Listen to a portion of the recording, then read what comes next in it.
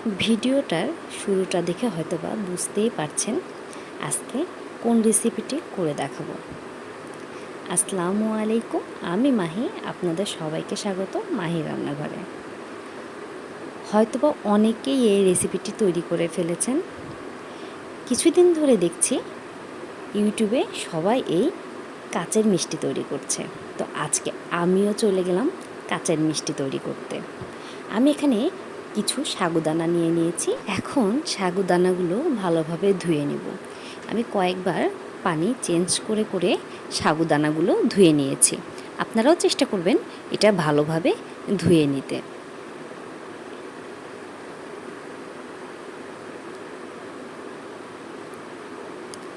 সাগুদানাগুলো ভালোভাবে পরিষ্কার করা হয়ে গেলে এখানে দিয়ে দিচ্ছি আমি জাল দিয়ে রাখা দুধ। অল্প কিছু দুধ দিয়ে এটা ভিজিয়ে রাখবো। এটা ভিজিয়ে সাইড করে আমি কিছুক্ষণের জন্য রেস্ট রেখে দিব। এটা কিছুক্ষণের জন্য রেস্টে থাক, এ ফাঁকে আমরা কিছু দুধ জাল করে নিই। চুলায় তুলে দিয়েছিলাম একটা প্যান, এখানে আমি কিছুটা দুধ নিয়ে নিলাম। নিয়ে এখন অনবরত নাড়তে থাকব। দুধটা অনবরত নেড়ে আমি গরম করে নেব।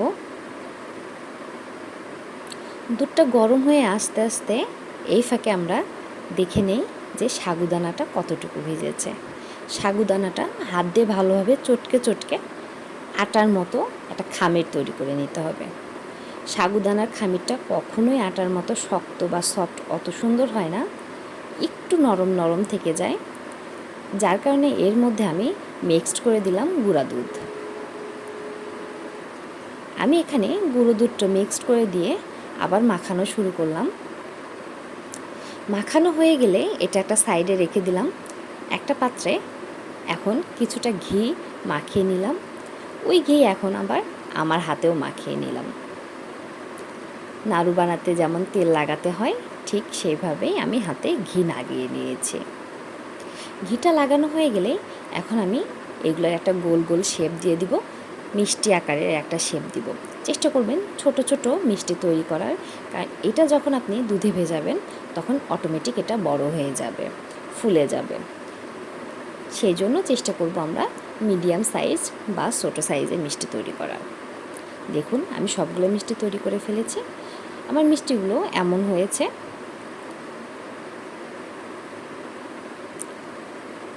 এখন আমি যে দুধটা জাল দিয়ে রেখেছিলাম সেই দুধের মধ্যে দিয়ে দিলাম একটা সাদা এলাচ, দিয়ে দিলাম 1 কাপ চিনি।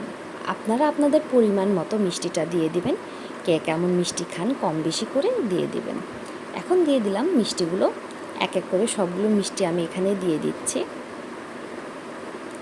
মিষ্টিগুলো দিয়ে আমি চেষ্টা করব অনবরত নাড়ার। নাড়তে নাড়তে এখানে একটু গুঁড়ো দুধ দিয়ে দিবেন। গুঁড়ো দুধ দিয়ে দিলে এর ফ্লেভারটা আর স্বাদটা অনেক বেশি ভালো আসে।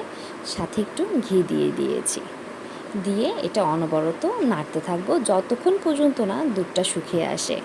আপনারা চাইলে দুধটা একদম ঘন না করেও রাখতে পারবেন, কিন্তু আজকে আমি দুধটা একদম ঘন করে ফেলবো। দেখতেই পাচ্ছেন মিষ্টিগুলো ফুলে ফুলে উঠেছে, অনেকটা ফুলে গেছে মিষ্টিগুলো। চারপাশ থেকে আমি দুধের ছানাগুলো সরিয়ে সরিয়ে দিচ্ছি। দেখুন আমার মিষ্টি রেডি, কাচের মিষ্টিটা কমপ্লিট। এখন আমি আপনাদেরকে সার্ভ করে দেখাবো। সবাই খেয়ে দেখবেন। হ্যাঁ, অনেকে বলছেন এটা অনেক স্পঞ্জি, খেতে খুব একটা ভালো লাগছে না, বাট আমার কাছে মনে হয়েছে মোটামুটি, খুব একটা খারাপ না। সবাইকে ধন্যবাদ। আল্লাহ হাফেজ।